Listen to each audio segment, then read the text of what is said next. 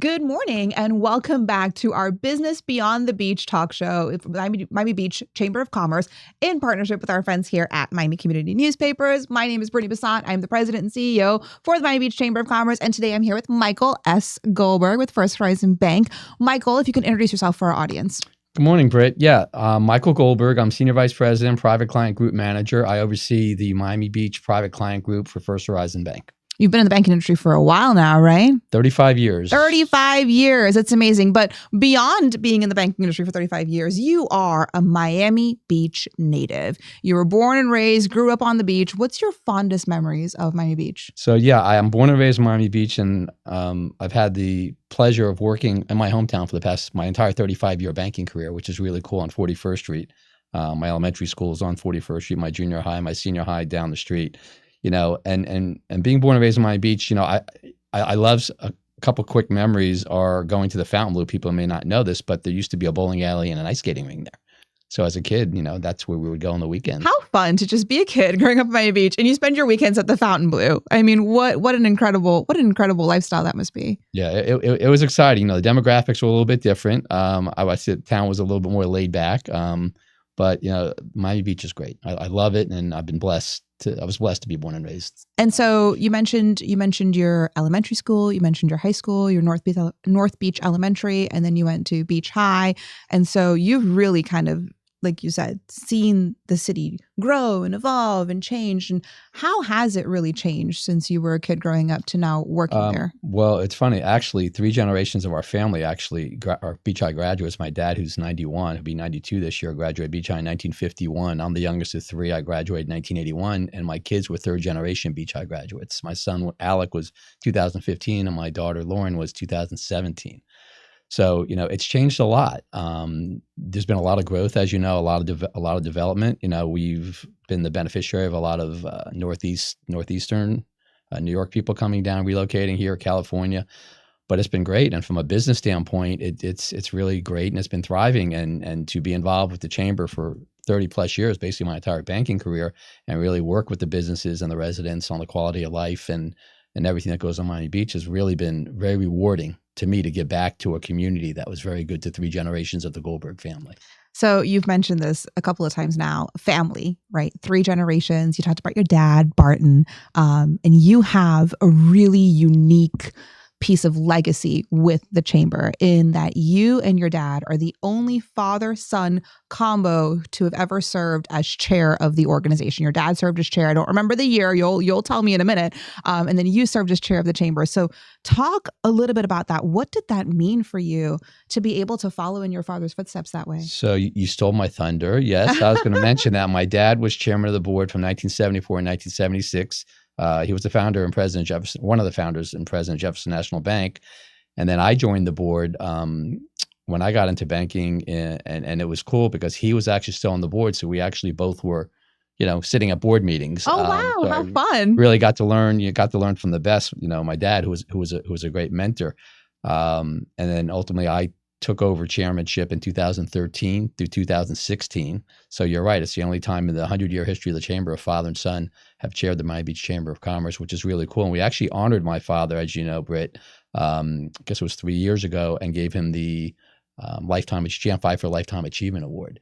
And it was really cool. I had the chance to walk him up to that podium and be up there with him when he accepted it. And it's very rewarding, very lucky to have my dad. He's still living on Miami Beach 85 years later. And just, it's been great to have him by my side. And he was a great mentor to me. But I never worked for his bank.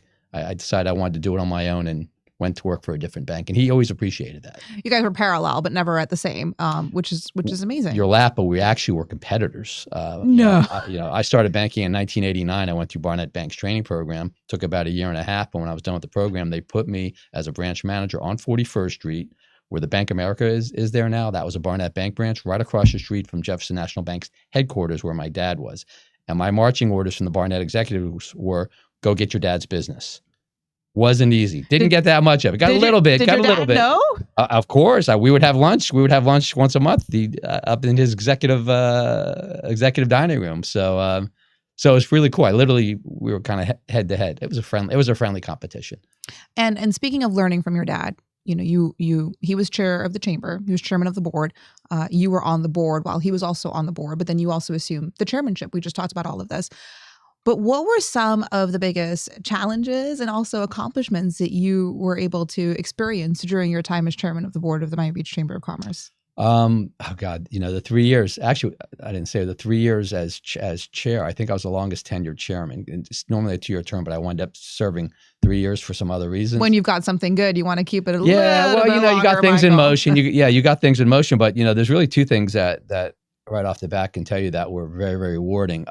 2013, we started the Heroes Breakfast. Jerry Libin, who was the president CEO at the time, a new police chief came to town, and he said, he has this program that he's done where he came from. He came from Aurora, Colorado, Chief Oates, and asked if Jerry and I were interested in doing that. And we kicked it off in 2013. It's where we honor our first responders, police, fire, a couple other divisions, and it was very rewarding. And to this day, as you know, Britt, we still do that first responders and honor them. And it is very touching, and they are so appreciative that we hold this big breakfast every single year, and we get in excess of 200, 300 people at that event to thank them for their service. I mean, I personal privilege. I think everything that we do at the chamber is extremely meaningful and impactful, but you are completely right. That breakfast is very, very, very special to our community, especially on Miami Beach. And the level of gratitude and appreciation that we have for our first responders, I think, cannot be understated. So that's incredible to know that you played a hand in getting that started, and what an incredible legacy. So speaking of, oh, go ahead. Yeah, I just want to say there's a second thing, and I'll be brief on this. Jerry Libin at the time approached me with something called the Links Project, where we have an education foundation, as you know, Brittany. And the Links Project is funny because my son was a senior at Beach High at the time. We created Links, and Miami Beach Senior High is very close proximity to the Miami Beach Chamber, as you know, maybe less than a quarter of a mile. So we sold links at $50 a link, and we sold enough links that we actually shut down the street in between on Dade Boulevard, and we had a whole ceremony where we had students come out, and we joined the links from Miami Beach Senior High to the chamber. And what it did, it raised money for our Miami Beach Education Foundation, and it showed the strong bond and relationship between the Miami Beach Chamber and our Education Foundation and Miami Beach Senior High. But the cool thing was my son kind of took the lead on the student side because he was a senior at Beach High in helping to, engage the parents and get parents to buy links. And that provided teacher grants that we give to this day. Every year we have a program where teachers apply for grants, as you know. So very, very rewarding. And just real quick, probably one of the biggest challenges was post-pandemic. As you know, we were doing everything on Zoom, and the pandemic was over. How do you build a relationship?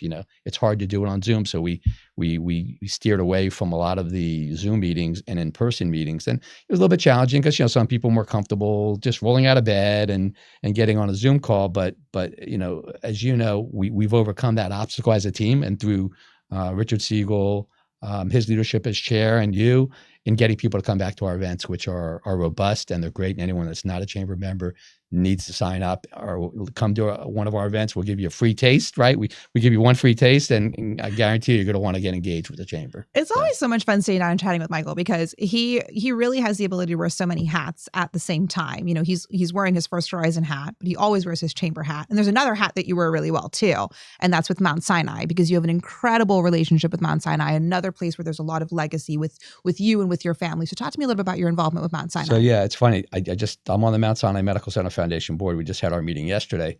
So when I'm out in the community, people ask how long have I been involved with Mount Sinai? I say since July 16th, 1963. Why is that? Well, that's the day I was born at Mount Sinai.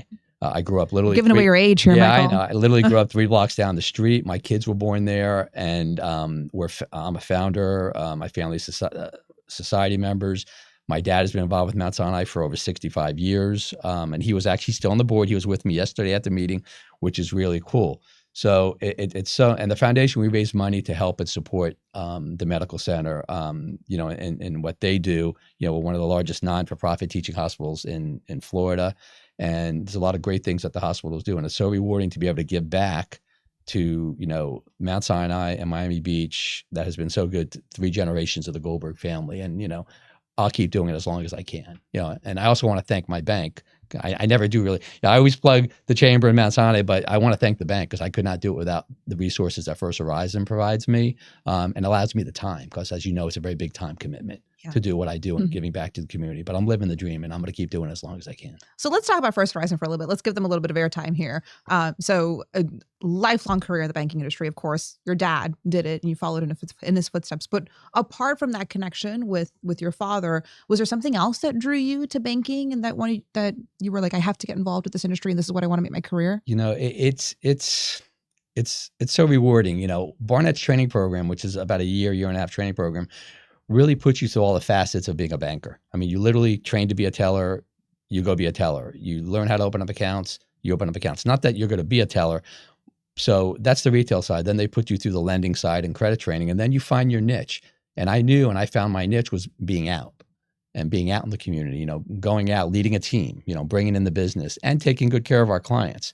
And I love that. So that's my passion, to be able to, take someone, have them as a client, help them buy their dream home, purchase their dream home, help their business grow and have them have a liquidity event and see the business sold. I've had some clients have sold their businesses for quite a lot of money that I was there when they didn't even have two nickels to rub together.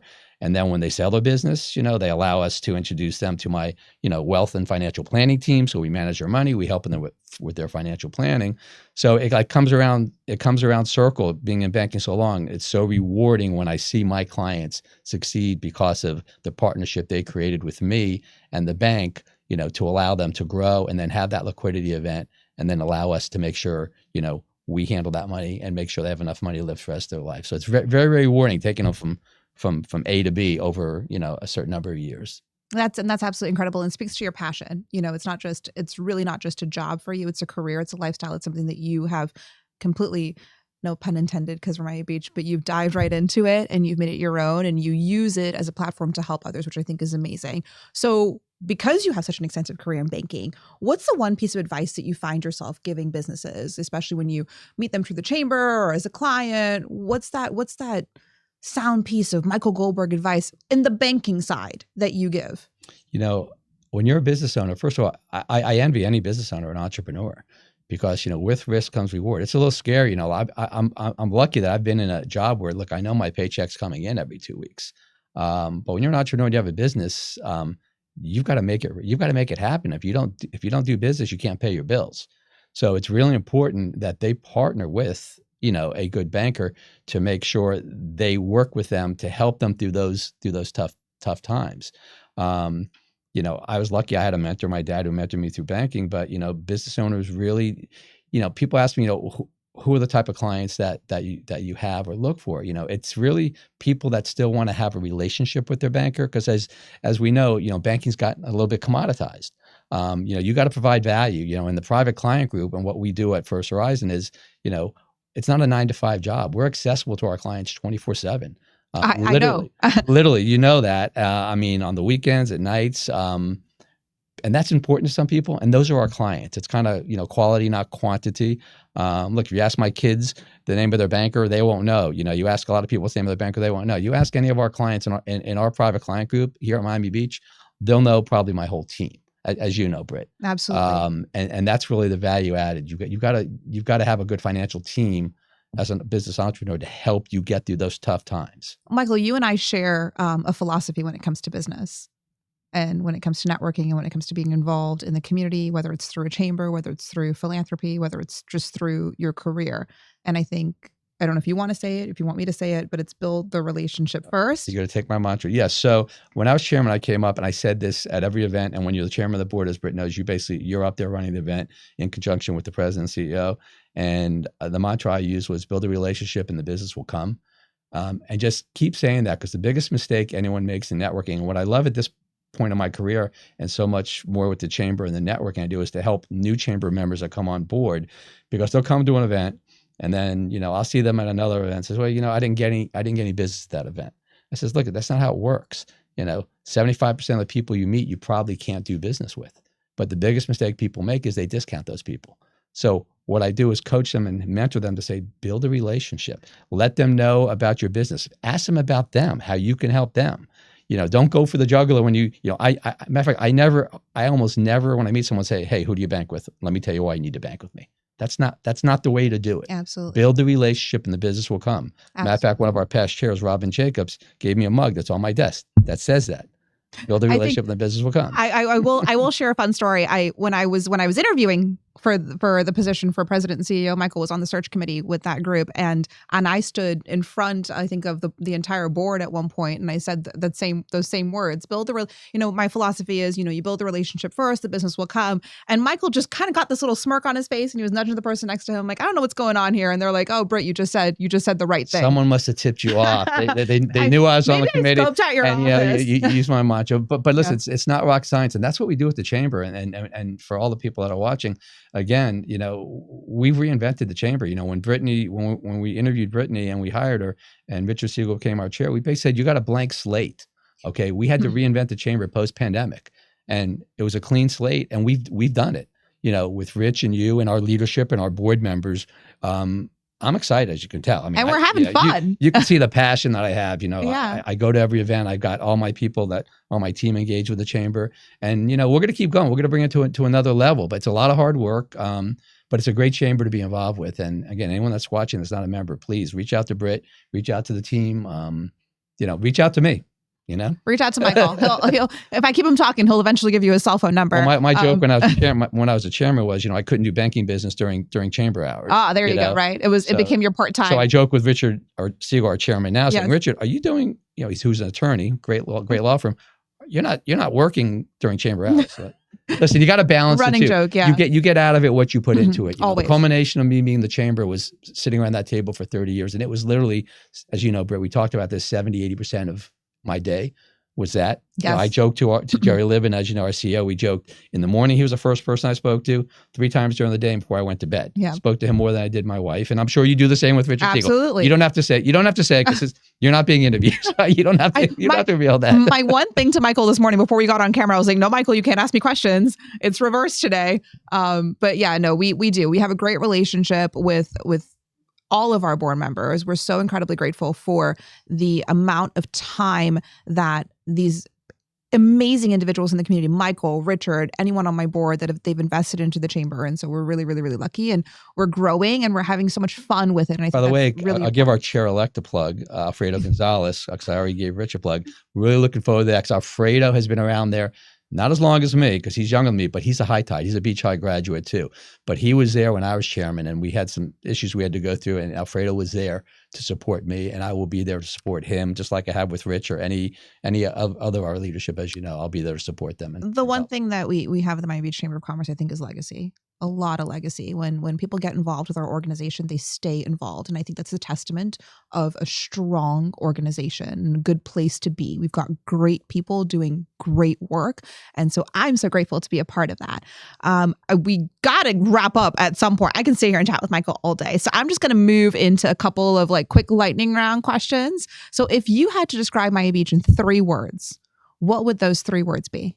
So that would be sun, fun, and paradise. Sun, fun, We live in paradise. People travel from all over the world to come to Miami Beach. I was hoping that you would have kept it going, like sun, fun, and maybe run.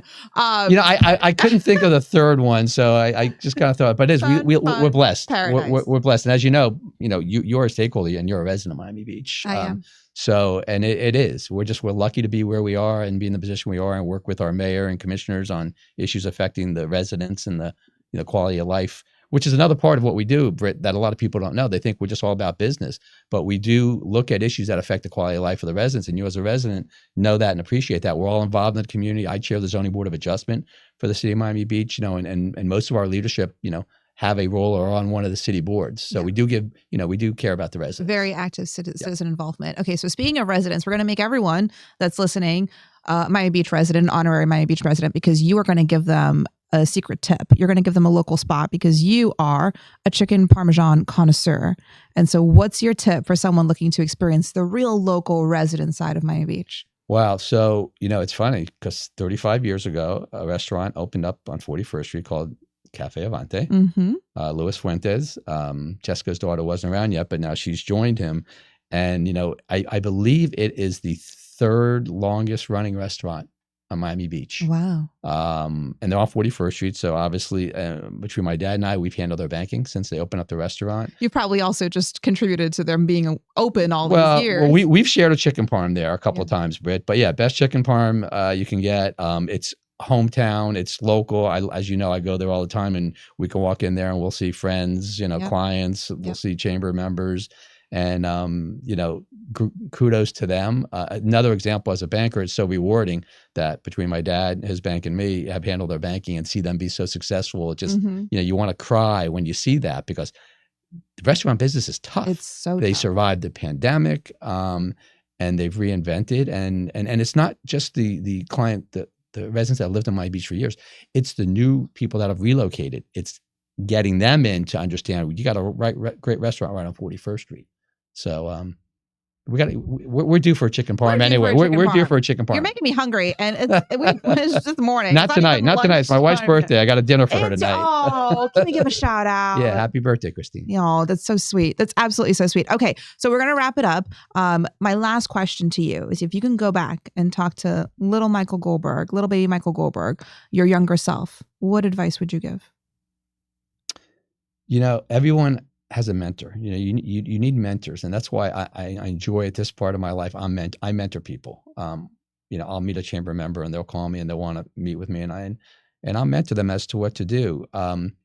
Again, I was lucky. My mentor was my dad, and my joke is he mentored me to teach me banking. To basically, when he still was in the business, so the joke was he taught me how to steal his business, which I could never steal his business, because he made loans in the days when you did handshake loans and, character loans, which is a little bit different now. And you're never going to have all the answers, and don't be afraid to say you don't. I'm in banking 35 years. Literally almost every week, a client will call me and ask me a question, and I'm not sure, and be upfront and honest. I said, I'm not sure, but let me find out for you. The world moves quickly, technology, all of our industries have changed, and never be afraid to say you don't have an answer. And again, this is a takeaway from my dad. Always be upfront and honest, and you got a client for life. It's simple. It's so simple, but it's a beautiful reminder that sometimes honesty is the best policy, and just be yourself, be relatable. You talked about mentorship. One of my biggest philosophies is that nobody accomplishes anything alone, and you are only as good as people that you surround yourself with. So make sure that you surround yourself with really good people like Michael. By the way, huge. Give my team a kudo. The team that has been around me, and some of them for a lot of years. You're right. I can't do it by myself. I'm out all the time, and they're there taking care of the clients, and some of them are out in the community with me. So you're right. You surround yourself with good people is a good takeaway. Absolutely. Well, Michael, this has been an absolute pleasure. It's been a blast. Thank you so much for joining us. That's a wrap on our Business Beyond the Beach talk show. Again, Miami Beach Chamber of Commerce in partnership with our friends here at Miami Community Newspapers. Thank you so much for joining us. Thanks for having me, Britt.